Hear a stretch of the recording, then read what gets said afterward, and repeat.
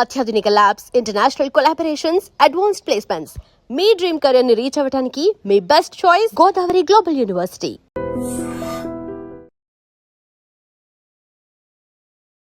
Hi, hello, నమస్తే, welcome back to iDream media. ఈరోజు మనతో ఉన్నారు హైకోర్టు అడ్వకేట్ అయిన పృథ్వీ గారు. అయితే H1B వీసాల పరిస్థితి ఏంటి, ఇప్పుడు వాటిపై ఉన్న అప్డేట్ ఏంటి అని తెలుసుకుందాం. నమస్కారం సార్. నమస్తే సార్, H1B వీసాలు ఇకపై ఏ విధంగా తారుమారు కానున్నాయి, దాంట్లో ఉన్న అప్డేట్స్ ఏంటి, అందులో ట్రంప్ ఎలాంటి డెసిషన్స్ తీసుకోబోతున్నారు అంటారు? మనకి H1Bకి వెళ్ళేటప్పుడు first we have to know about how many visa structures are there. US ఎన్ని వీసా స్ట్రక్చర్స్ ఇస్తాయి అంటే అక్కడ ఉండేటువంటి ఇమిగ్రేషన్ లాస్ ప్రకారం మనం ఆలోచిస్తే దాని మన సిచ్యుయేషన్ మనకు అర్థమవుతుంది. ఫస్ట్ అంటే ఎంత ప్యాథటిక్గా మనం ఇండియా నుంచి అబ్రాడ్ వెళ్ళాలి అనే దాని మీద మనం వేసి ఎతికేటప్పుడు వీసాస్ని ఒకసారి వెరిఫై చేస్తే కానీ మనకి క్లియర్ ఐడియా ఉండదు.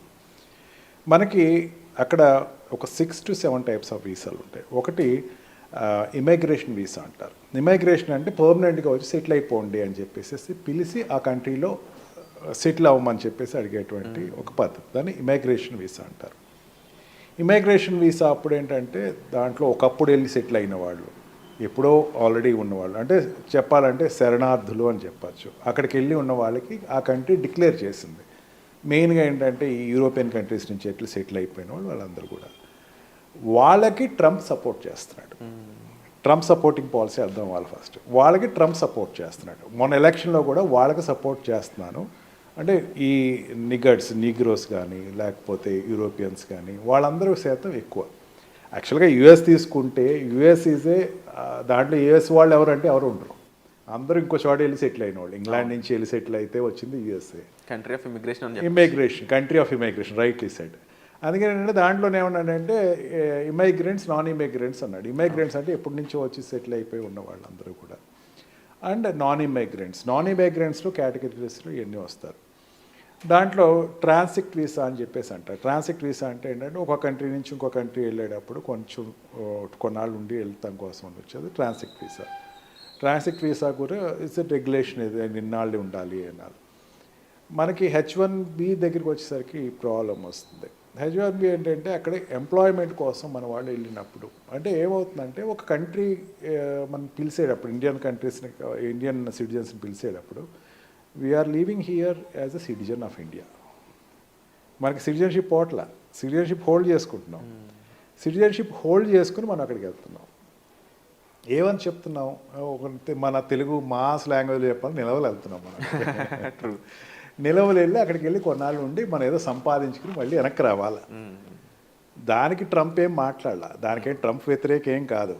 కానీ వెళ్ళిపోయి ఇందాక చెప్పాను చూసారు పర్మనెంట్ వీసా, దానికోసం ట్రై చేస్తున్న వాళ్ళకి వ్యతిరేకం అని చెప్తున్నాడు. అంటే ఇప్పుడు ఏ కంపెనీ అయినా సరే, ఇప్పుడు మెయిన్ ఎక్కువ సెక్టర్ వెళ్ళేది మెడికల్ అండ్ సాఫ్ట్వేర్ సెక్టర్స్ వెళ్తారు. మెడికల్ రూల్ అవుట్ లేండి, సాఫ్ట్వేర్ సెక్టర్లో వెళ్తారు. Software and science and technology అంటే ఈ స్పేస్ ఇంజనీరింగ్ కానీ వీళ్ళు కానీ సైంటిస్టులు వెళ్తూ ఉంటారు. ఈ సాఫ్ట్వేర్ సెక్టర్లో వెళ్ళే వాళ్ళు H1B వీసా మీద వెళ్తారు. దట్ ఈస్ ఫర్ ఎంప్లాయ్మెంట్, అంటే కాంట్రాక్ట్ ఎంప్లాయ్మెంట్ ఉంటుంది. ఇండియా లాగా నీకు ఎంప్లాయ్మెంట్ వచ్చారంటే 60 years వరకు నీకు రిటైర్మెంట్ వరకు ఇదే ఎంప్లాయ్మెంట్ అనేది అక్కడ ఏమి ఉండదు. దేనికైనా కాంట్రాక్ట్ అనేది ఒకటి ఉంటుంది. మనం ఫస్ట్ ఆ పాలసీ అర్థమైతే మనకి మనం పడుతున్న ఆందోళన కానీ ఆదుర్ద కానీ అర్థమవుతుంది. ఫస్ట్ ఈ కాంట్రాక్ట్ అంటే ఏంటి, ఒక 6 months కాంట్రాక్ట్ ఇస్తాడు, లేకపోతే 1 year కాంట్రాక్ట్ ఇస్తాడు, లేకపోతే 2 years కాంట్రాక్ట్ ఇస్తాడు. మన వాళ్ళు చాలా తెలివైన వాళ్ళు, మన మెయిన్గా ఏంటంటే తెలుగు వాళ్ళు చాలా తెలివైన వాళ్ళు. అక్కడికి వెళ్ళిపోయి ఆ కాంట్రాక్ట్ అయ్యే లోపల అక్కడ రిజిగ్నేషన్ ఇచ్చేసి ఇంకో దాంట్లోకి వెళ్ళిపోతారు. ఓకే, కొత్త కాంట్రాక్ట్లోకి ఎంటర్. అంటే ఫర్ ఎగ్జాంపుల్ ఇక్కడ నుంచి ఒరాకిల్ కార్పొరేషన్కి వెళ్ళాడు అనుకోండి. ఒరాకిల్ కార్పొరేషన్ ఒక 9 months 11 months 1 year కాంట్రాక్ట్ ఎవరు 11 months కాంట్రాక్ట్ ఇచ్చాడు అనుకోండి. వాడు ఏం చేస్తాడంటే 10th monthకి వచ్చేసరికి వెంటనే ఒరాకిల్ నుంచి ఇంకొక వేరే దాంట్లోకి షిఫ్ట్ అయిపోతాడు. అప్పుడు ఏమవుతుంది, కొత్త కాంట్రాక్ట్ స్టార్ట్ అయిపోతుంది. కొత్త కాంట్రాక్ట్ స్టార్ట్ అయ్యేసరికి ఆటోమేటిక్గా ఈ లోపల వాడు పెళ్లి చేసుకుంటాం, పిల్లలు కంటాం, ఏదో అవుతుంది. ద మూమెంట్ పిల్లలు పుట్టారు అంటే ఆ పిల్లవాడికి పర్మనెంట్ వీసా వస్తుంది. అవును, అక్కడ by birth permanent visa holder యొక్క ఫాదర్ ఏమవుతుంది, ఖచ్చితంగా వాడికి కూడా స్టేటస్ ఇవ్వాల్సిందే. దీనికి ప్లానప్ చేస్తారు అక్కడికి వెళ్ళిన వాళ్ళు చెప్తున్నారు. వాళ్ళ మైండ్ సెట్స్ అట్లా ఉంటాయి. ఇక్కడ నుంచి మనకి అదంతా కనపడదు, ఫోర్కాస్టింగ్ కనపడదు. For example let us assume that Pakistan నుంచి ఇండియా వస్తున్నాడండి ఎవరైనా, Okay. బంగ్లాదేశ్ నుంచి ఇండియా వస్తున్నాడు, మనం ఒప్పుకుంటాం అట్లా మనం ఒప్పుకుంటాం? ఛాన్స్ ఎందుకు ఒప్పుకోం?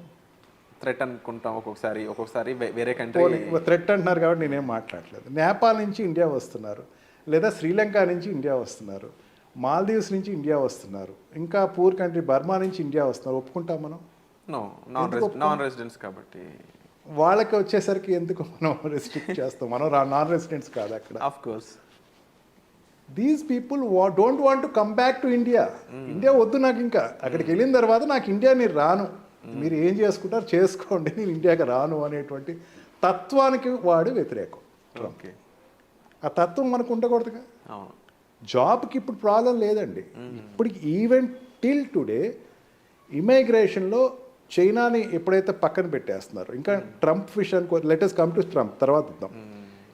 ఇండియాకి వచ్చేసరికి చాలా అడ్వాంటేజ్ పొజిషన్లో ఉంటుంది అక్కడ అబ్రాడ్ వెళ్ళే యూరోపియన్ కంట్రీస్ కాకుండా. యూరోపియన్ కంట్రీస్ అంటే they are sisterly countries, European countries American countries hand in hand. అవును.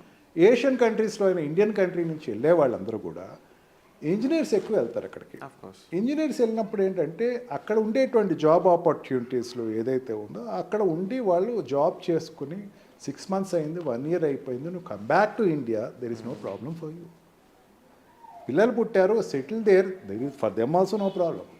కానీ వాడు ఏం చేస్తాడంటే ఆ కాంట్రాక్ట్ అయిపోయిన తర్వాత అక్కడికి వెళ్ళిన తర్వాత, నేను ఇమిగ్రేషన్ అడ్వకేట్ని అండి, నేను సిటీలో ఇమిగ్రేషన్ అడ్వకేట్ని, నాకు వచ్చే పెద్ద కేసెస్ చెప్తున్నాను ఎట్లా ఉంటాయంటే, సార్ నేను అక్కడికి వెళ్ళాను సార్, నన్ను పంపించేశారు సార్ అని. దేనివల్ల పంపించారు? బిలీవ్ ఇట్ ఆర్ నాట్ అండి, విరాట్ ఒక మాట అడుగుతున్నారు. విరాట్ సార్ ఇక్కడ నుంచి ఇండియాకి అక్కడ ఇండియా అనేటువంటి ఊసే వద్దు నాకు అన్న వాళ్ళకి ట్రంప్ వ్యతిరేకం. Okay, you come here, do job, because when you're doing job మీ వల్ల మా కంట్రీ డెవలప్ అవుతుంది, డెఫినెట్లీ, అంతేగాని మాకేం నష్టపోవట్లేదు అన్నది ట్రంప్ ఉద్దేశం. వీళ్ళకి ఏంటంటే ఇక్కడి నుంచి అక్కడికి వెళ్ళిపోయి అక్కడ నాకు వచ్చే కేసెస్ చెప్తున్నాను, నాకు వచ్చేటువంటి ఇమిగ్రేషన్ అంటే అక్కడి నుంచి నెట్టేయబడే వాళ్ళు చెప్తారు. అర్థమైంది. ఇప్పుడు నా కార్ పార్కింగ్ ఈ స్టూడియో ముందు పార్క్ చేసేటప్పుడు 4 సార్లు చూసుకున్నాను, ఎందుకంటే పార్కింగ్ జోన్ లేదు నాకు. పార్కింగ్ జోన్ లేక ఎక్కడో పక్కన పార్క్ చేశాను. It is crime again in US. Okay, 4 times అట్లా క్రైమ్ చేస్తే వాడిని డిపోర్ట్ చేస్తారు. ఓహో, ఇండియా అక్కడ ఉంచరు. అండ్ మనకి చెత్త ఎక్కడెక్కడ అక్కడ పడేసేయటం అలవాటు ఉంటుంది, రీసైక్లింగ్ బిన్స్. మనకేంటంటే ఈ చెత్త ఎక్కడెక్కడైతే అక్కడ పడేయటం అనేది ఒక క్రైమ్. దానికి టికెట్ ఇస్తారు, దాని టికెట్స్ అంటారండి. అంటే మనకి ఇక్కడ చలానాలు ఎట్లా టికెట్ ఇస్తారు. ఆ టికెట్స్లో ఎక్కువ నాళ్ళు ఉంటే ఆ ఉండేటువంటి జడ్జి ఇక్కడికి పంపేస్తాడు. ఆ రీజన్ మీద కూడా డిపోర్ట్ చేస్తారు. ఎక్కువ అయ్యే అండి. ఓహో, చాలామంది అది తెలియదు, అది వాడు ఇక్కడికి వచ్చి ఆ మాట చెప్పడు. అండ్ ఆల్సో వీడు కొన్ని ఏరియాస్కి వెళ్ళకూడదు. అండ్ ఆల్సో గ్యాంబ్లింగ్ ఆడకూడదు. ఇండియన్స్ ఎవరు కూడా అక్కడ గ్యాంబ్లింగ్ ఆడకూడదు. బూజింగ్ చేస్తే మనకి డ్రంక్ అండ్ డ్రైవ్ కామన్, కానీ అక్కడ డ్రంక్ అండ్ డ్రైవ్ చాలా సీరియస్. ఇవన్నీ పారామీటర్స్ ఉంటాయండి. వాడిని అక్కడి నుంచి డిపోర్ట్ అవుతాడు ఇండియాకి. లేదు, స్టూడెంట్ వీసాలోకి వెళ్తారండి. స్టూడెంట్ వీసా వెళ్ళినప్పుడు ఏంటంటే వాళ్ళు ఆ కాలేజ్ ఆ యూనివర్సిటీయే జాబ్ ప్రొవైడ్ చేస్తుంది. జాబ్ ప్రొవైడ్ చేసినప్పుడు ఏంటంటే ఆ స్టూడెంట్ వీసా ఆ జాబ్లే వీడు చేయాలి. అంటే అక్కడ ఇన్సూరెన్స్ ఎక్కువే, లోన్స్ ఎక్కువే. వీడు ఏం చేస్తారంటే అక్కడ లోన్ ప్రొవిజన్ ఇచ్చినప్పుడు ఆ కంపెనీ ఆ కాలేజ్ చెప్తే మీరు పలానా ట్యూషన్ సెంటర్లో ట్యూషన్ చెప్పండి, లేకపోతే పలానా బేకరీకి వెళ్ళి మీరు వర్క్ చేయండి, వాడేస్తాడు. మన Indians are very smart enough. వీళ్ళు ఏం చేస్తారంటే ఓటీ చేస్తారు. ఎక్కడ చేస్తారు? అక్కడ కాకుండా ఇంకో చోట చేస్తారు. వాడు ఏమనుకుంటాడంటే నన్ను ఎవరు చూడలేదు కదా అనుకుంటాడు. చాలా పెద్ద పొరపాటు అండి. అది క్రైమ్. అక్కడ తెలిసినట్టు ఉంటే కనుక ఎక్కడ ఆపరండి వాళ్ళని. అక్కడ కూడా మాట్లాడు అవన్నీ వాడికి ఒక రికార్డ్ ఇచ్చి వాడు వచ్చేటప్పుడు సెకండ్ స్టేషన్స్లో, అంటే ఎక్కడైనా సౌదీ కంట్రీస్లో కానీ లండన్లో కానీ ఫ్లైట్ మారే జోన్ ఉంటుంది కదా, అక్కడ వాడికి ఒక టికెట్ ఇస్తాను. You are deported from US, you cannot come back to. Okay, complete checkmate లాగా. చెక్మేట్. దీనిని ట్రంప్ టైటన్ అప్ చేస్తున్నాడు. ఇది మనకు కొంచెం ఇబ్బందిగా ఉంది. అండ్ డిపెండెంట్ వీసా అంటే ఇది వరకు ఏంటంటే ఇప్పుడు తగ్గింది. ఇది వరకు ఏంటంటే ఎవరో అక్కడ అమ్మాయిని చేసుకుంటాం, ఆ అమ్మాయి ప్రకారం వెళ్ళిపోవడం, అక్కడ డైవర్స్ తీసేసుకుంటాం. డైవర్సెస్ సిస్టము ఈ సిస్టమ్ అక్కడ ఇచ్చేస్తుంది. కాబట్టి ఎవరున్నారు అంటే ఇప్పుడు 3 పారామీటర్స్ చెప్పాను కదా విరాట్ మీకు. స్టూడెంట్ కంప్లీటెడ్ దేర్ డిగ్రీ, ఏం చేయాలి? ఇండియా వచ్చేయాలి వెంటనే. వాడు రాడు, వాడు అక్కడే వాడి వీసా ఎక్స్పైర్ అయిపోద్ది. వాడు వీసాని పాస్పోర్ట్ని పెట్టుకుని ఎక్కడో దొంగచాటుగా ఉంటాడు. అట్లా ఉండేవాళ్ళు thousands and thousands of children ఉన్నారు అక్కడ. ఓహో. అండ్ సెకండ్ వర్డ్ ఏంటంటే ఇందాక చెప్పాను చూసారా మీకు, ఈ టెంపరీ వీసా మీద H1B వీసా మీద వెళ్ళిన వాళ్ళు ఏంటంటే వాడు జాబ్ అయిపోయింది, నెక్స్ట్ జాబ్ రాలా, కానీ అక్కడి నుంచి ఇండియా రాడు. అక్కడే ఒరేకల్ అనుకున్నాం కదా, ఒరేకల్ 11 months కాంట్రాక్ట్ అయిపోయిందండి. 9th month 10th month next job రాలా, 11th month వరకు కాలయాపన చేశాడు. 11th month అయ్యేసరికి కాంట్రాక్ట్ అయిపోయింది కదా, వాడికి వెంటనే ఎగ్జిట్ పర్మిట్ ఇచ్చేస్తుంది. ఎగ్జిట్ పర్మిట్ తీసుకుని ఏం చేయాలి, కామ్గా ఎయిర్పోర్ట్కి వచ్చేసి ఇండియా వచ్చేసారు. వాడు రాడు, అక్కడే ఏం చేస్తాడు, ఎగ్జిట్ పర్మిట్ తీసుకుని అక్కడ ఒక స్టేట్ నుంచి ఇంకో స్టేట్, అంటే ఇక్కడ ఆంధ్రప్రదేశ్ నుంచి తెలంగాణ, తెలంగాణ నుంచి తమిళనాడు, ఇట్లా ఉండదు అక్కడ ఏవి. ఏ స్టేట్ ఆ స్టేట్ ఒక కంట్రీ. అక్కడ ఫెడరల్ కంట్రీస్ అవి, ఫెడరల్ స్టేట్స్ కాబట్టి ఒక కంట్రీ లాగా వాళ్ళ స్టేట్ పాలసీ వాళ్ళకే ఉంటుంది, పక్క స్టేట్ పాలసీ వాళ్ళకే ఉంటుంది. అంతేగాని ఇట్ ఈస్ నాట్ ఎంటైర్గా యూనియన్ ఇండియా రూల్ చేసినట్టు అక్కడ రూల్ చేయదు. ఆ ఫెడరల్ స్టేట్స్లో ఏం చేస్తాడంటే వాడు ఈ స్టేట్ నుంచి తప్పుకొని ఇంకొక స్టేట్కి వెళ్ళిపోతాడు. పాలసీస్ అనుకూలంగా ఉన్న స్టేట్కి వెళ్ళిపోతాడు. వాడికి తెలియదు డెస్టినీ, వాడు వెళ్ళిపోతాడు అంతే. అక్కడ ఏదో ఒకటి దొరకపోదా, మనకి ఎక్కువ ఫిలిం నాలెడ్జ్లోనే ఉంటాం కదా మనం అందరం, ఏదో జాబ్ దొరకపోదా, ఎవడో హీరో వస్తాడు వచ్చి మనం సేవ్ చేస్తాడు, అక్కడికి వెళ్ళిపోయే వాళ్ళందరినీ వెనక్కి పంపించేస్తాను అని ట్రంప్ ఇచ్చినటువంటి ఒక స్టేట్మెంట్. ఓకే, సో ఇది మనకి ఇబ్బందికరంగా మారే ఛాన్సెస్ ఉన్నాయి చాలా. ఇప్పటివరకు ఏంటంటే ఈ గవర్నమెంట్ వాళ్ళు ఏమంటారంటే దీనివల్ల ఏమవుతున్నారు, యాక్చువల్గా మెసిబీస్ అండ్ ఈ నిగర్స్ వీళ్ళందరికీ మన వాళ్ళు ఏం చేస్తున్నారు, అక్కడ చిన్న చిన్న ఉద్యోగాలు చేస్తున్నారు. చిన్న చిన్న ఉద్యోగాలు అంటే వీడు ఏం చేస్తున్నాడు, ఇక్కడ ఐఐటి రాలేదు, ఎన్ఐటి రాలేదు, పెద్ద ఇంజనీరింగ్ కాలేజ్లో జాయిన్ అవుతాడు విరాట్. జాయిన్ అయిన తర్వాత అక్కడికి వెళ్ళి జాబ్ చేస్తాడు. వీడి ట్యాగ్ లైన్ ఏంటి, ఐఎమ్ ఇంజనీర్. +2 తర్వాత ఏంటి 4 years అంటే +6 వీడు ఇంజనీరింగ్లో ఉంటాడు.